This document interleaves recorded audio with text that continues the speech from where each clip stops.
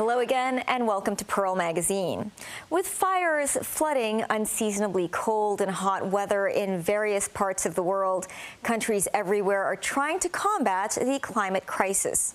For its part, the Hong Kong government is trying to phase out fossil fuel and increase the use of renewable energy. Reporter Alice Khan talks to experts about new technology that could help maximize the harvest of solar power. Back in 2018, the Hong Kong government and the two power companies introduced the Feed-in Tariff, or FIT scheme, to encourage people to install solar or wind energy generation systems on their premises. Through this system, they can sell the renewable energy they generate to the power companies at a rate higher than the normal electricity tariff rate. The power companies have since approved more than 22,000 FIT applications. Currently, most of the applicants are village households because they have rooftops they can install solar panels onto. Hong Kong has many reservoirs and fish ponds, which provide large areas of water for harvesting solar energy. This large fish farm in San Tin, Yuen Long, has a large fish pond which enjoys abundant sunshine during the day. It is planning to participate in the Feed-in Tariff scheme. This solar panel company is here to help set up a floating solar system. Today, they're checking the solar panels. Only 1% of Hong Kong has solar panel, and so to increase that, we have to make use of every land that we have, because land in Hong Kong is very scarce. So obviously, one of the things is this fish farm and this fish raft. And what we have here is a solar floor tile, which we plan to integrate into this fish farm. It would be floating, so we would have a composite material design underneath it, and that will allow us to completely replace all the fish raft. Because right now, it's currently quite outdated. We're still using big blue bins with rope and all that wrapped around aluminium. So by completely redesigning our panel with composite, we can also make sure that it will be safe. Carson is a solar panel designer. He's working with City University to produce solar panels. This is the silicon thin film PV inside, but the new technology is the casing around it. So the casing is made out of a composite material that allows it to be impact resistant and also allows us to create a texture over it for it to not slip. Currently in the market, we only have glass as a replacement for the fish rafts. And unfortunately, those are only 2.5 millimeters thick. And so you wouldn't want to step on it because obviously glass is so brittle. But with this technology, you can step on it, you can hit it with a hammer, and it'll still be fine. This is very durable, but the main part is that we can design a whole system around it, which we can design for all the tough weather conditions that Hong Kong will throw at us. A regular solar panel not in this enclosure is around 20%, but because of the system that we have here, is only around 18%. Carson says it is too early to estimate how much solar electricity can be generated from this fish farm, but it would help contribute to Hong Kong's green energy. To combat climate crisis, the Hong Kong government has set 2050 as the target to achieve carbon neutrality. The government will strive to phase out fossil fuel and increase the share of renewable energy in the fuel mix for electricity generation from less than 1% to 7.5% and then to 10% by 2035. For global solar energy, right now is already close to 3%. So in Hong Kong, we are using, currently I would say it's only 0.1%.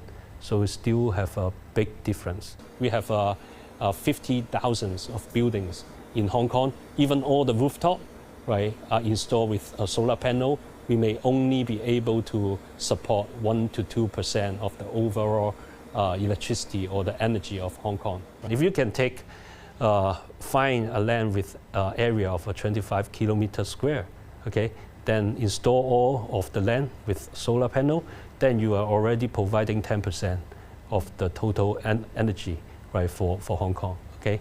But where can we find such a big area? It's equal to 2 international airports.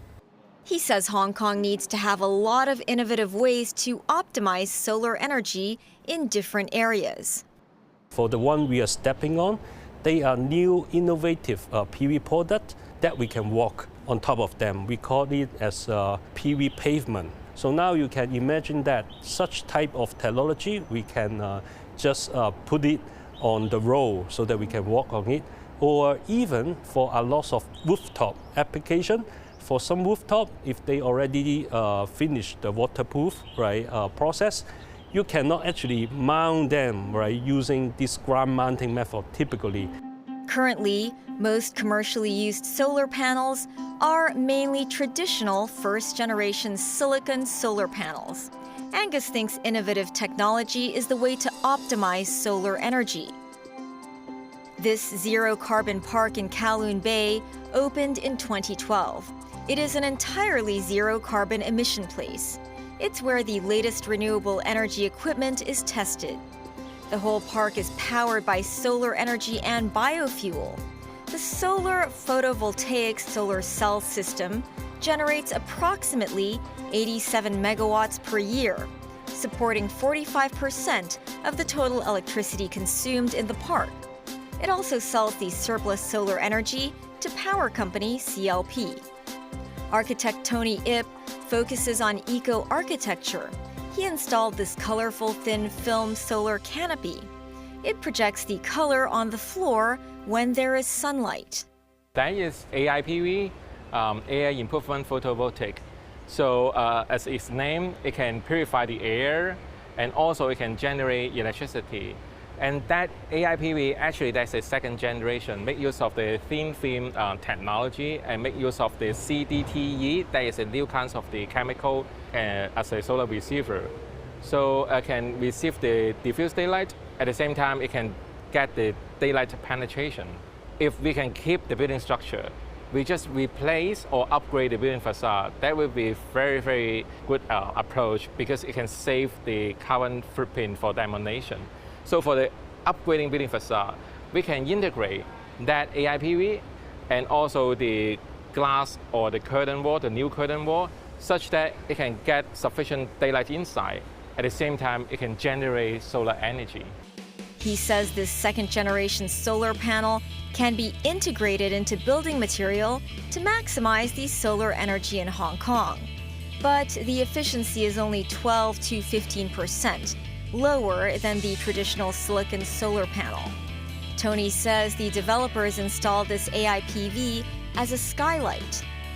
Some developers really want to try some innovative or first in Hong Kong solution in terms of the technology or in terms of the PV technology. And maybe other developers, they may look into, is this technology already mature enough? Is this kinds of the material really durable? So somehow they may wait to see. Solar panel manufacturer Raymond Ching says overseas countries have been using the building integrated solar cell.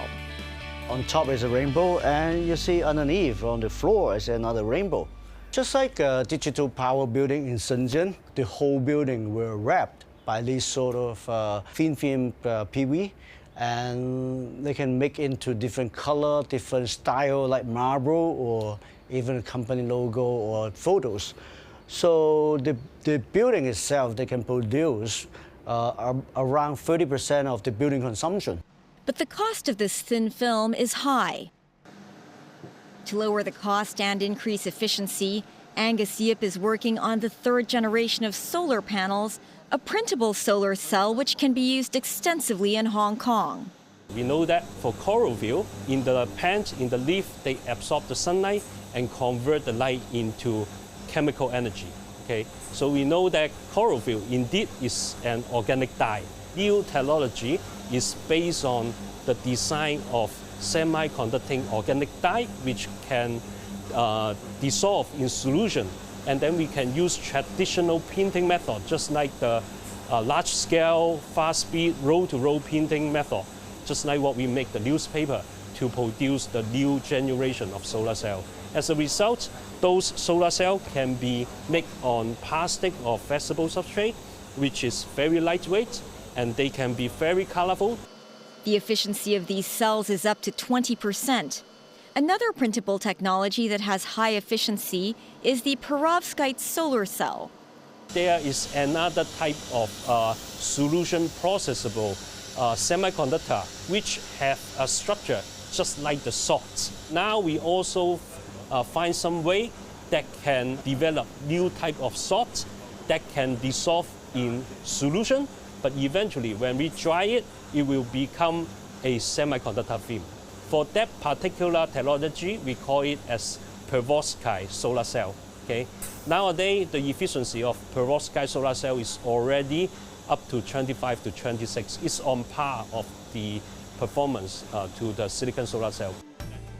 Angus says these solar cells can be printed on flexible film and pasted onto windows.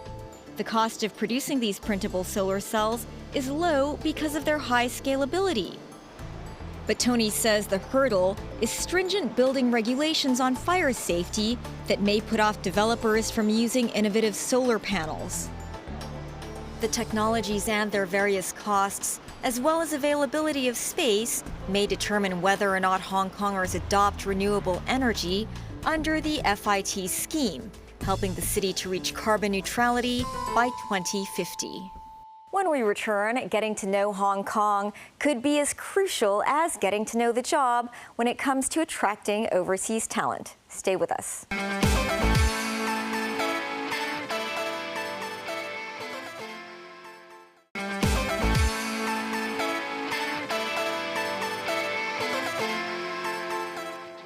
Welcome back to Pearl Magazine. In an effort to find the right talent to keep Hong Kong competitive, political and business leaders are calling for better efforts by both government bodies and enterprises to grab talent. We reported 2 weeks ago how the Cyberport is doing its part by partnering with its tenants and Stanford University to let students gain work experience here. Tonight, we see how the organizer of the internship programs created different events so students get to know Hong Kong better. It's the weekend and these interns can choose to rest in the dormitory or get together for games.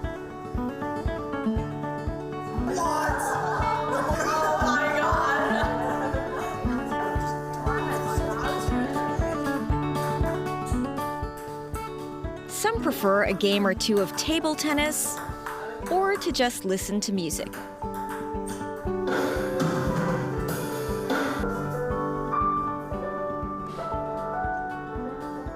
More often than not, they choose to venture off-site and join a local tour organized by the Cyberport. On this day, they're visiting the Blue House in Wan Chai, as well as a few other historical buildings.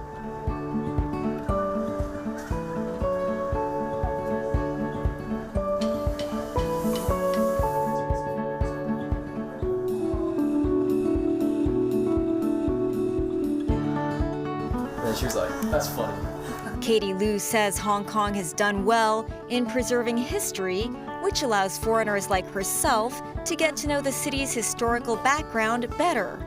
I think when we visited the Blue House, I felt that it was a really very cool cultural landmark, like has a really important background in history, and I think that like Hong Kong does a really nice job kind of commemorating a lot of the historical sites and historical events and like keeping, you know, historical buildings and temples in very good shape.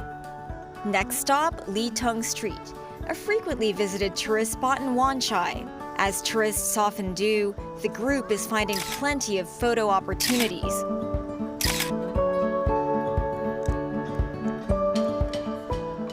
Katie says Lee Tung Street is both traditional Chinese and Western at the same time, representing Hong Kong's unique brand of East meets West. I think my favorite part was probably Litong Avenue though, I really love lanterns and the decorations like across the sidewalk. I think it really made me feel like very culturally immersed, and there were so many very cool shops that we could check out on either side, and there was, I feel like, a blend of a lot of Western style shops and Asian style shops too. At lunch, the group find themselves trying out the local fast food popular among office workers. Chow su rice with egg and baked pork chop rice. To foreigners, everyday lunch meals are fascinating.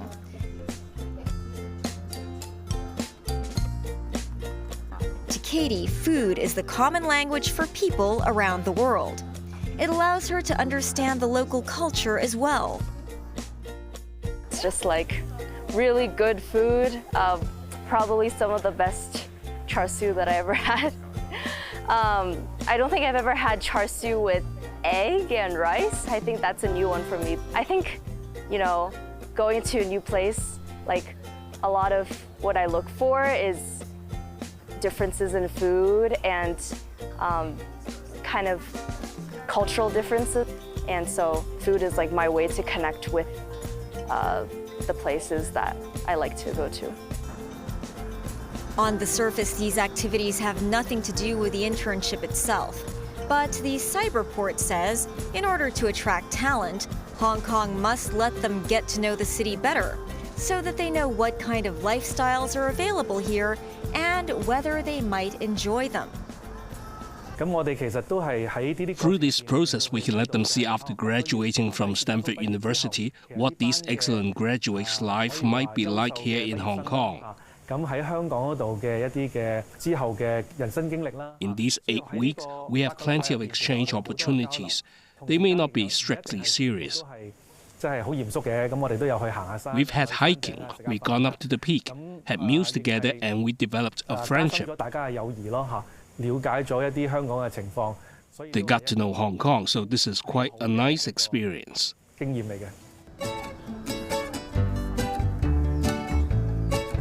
the afternoon, the group travel a little further to Stanley. As soon as they arrive, the students head to the Pebble Beach.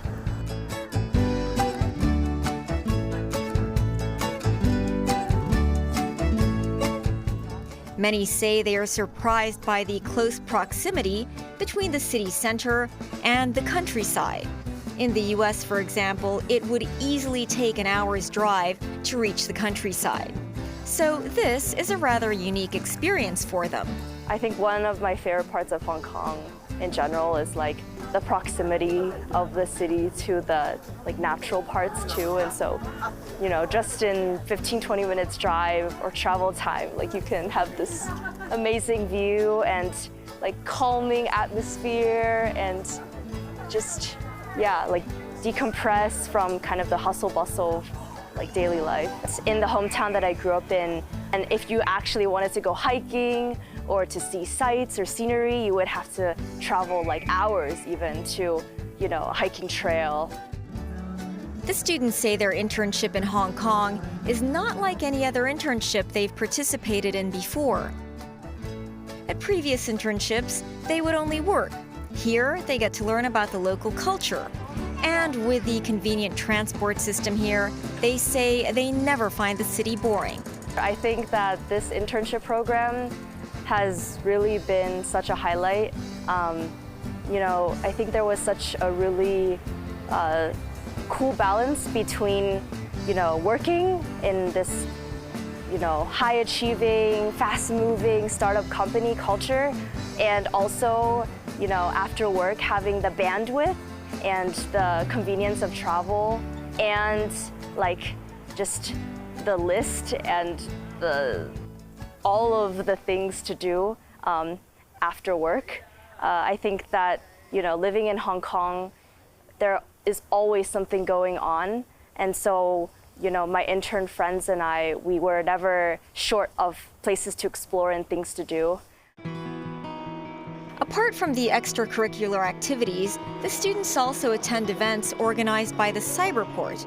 At the Leadership Forum in August, the students learned about the most recent industry trends and future development opportunities in Hong Kong.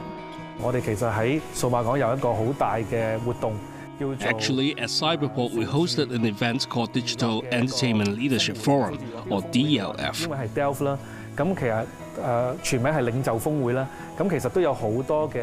There's a lot of startups and some mature enterprises showcasing their products. And we have big lineup and well-known speakers sharing as well. Our team, our interns, took part in a 2-day event. The Cyberport says it intends to turn this trial program into a regular program so that overseas talent will be enticed to work here. They also hope these students will in turn tell other students about the opportunities they've seen in Hong Kong. This time, Stanford is only the beginning. Apart from Stanford, we hope to do this every year and maybe increase the number of participants. We hope to bring about this atmosphere. As a US graduate and a mainland China startup myself, I think our IT atmosphere is rich. This summer internship brought about benefits, like if these young people are willing to return, I believe we can keep some opportunities for them. But if they decide to go back and stay in the US or other places, at least through what they see here this summer, they can tell a good Hong Kong story, a good GBA story. On this final day of their internship, the Cyberport has arranged a farewell party, drawing an end to what they've experienced over the past 2 months. Katie says by participating in this program, she's gotten to know working life in this city and hopes to return one day. In general, I think that this opportunity opened my eyes to what living and working in Asia was like and what a future career in Asia might look like. And I couldn't have enjoyed it as much without, the help of my supervisor and working with Julia and having so much fun with all the interns here and talking with. So I'm just eternally grateful for this experience, and I can't wait until the next time I come back.